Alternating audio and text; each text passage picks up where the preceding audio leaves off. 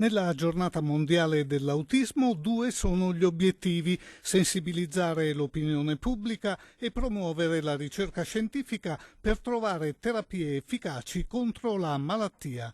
200 casi si segnalano nella sola città di Padova, 4.000 in tutto il Veneto, ma se non si considerano solo i casi più gravi, le percentuali salgono vertiginosamente. Se raccogliamo l'area complessiva, quella anche degli aspetti sfumati, si va ad un rapporto di 1 a 100. Quindi un bambino su 100, alcuni dicono 1 su 80, nasce con un problema che può portarlo verso l'autismo. Una patologia che si riconosce fin dai primi anni del bambino, quando si osserva il suo disagio nelle relazioni interpersonali.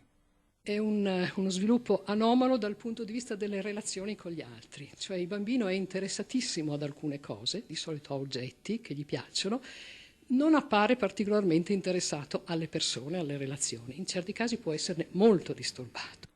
Il bambino autistico, continua la specialista, non è un ritardato mentale, anche se non riesce a sviluppare la facoltà del linguaggio. Spesso è molto intelligente e frequenta talvolta anche l'università. I malati possono sicuramente migliorare, difficilmente possono guarire del tutto.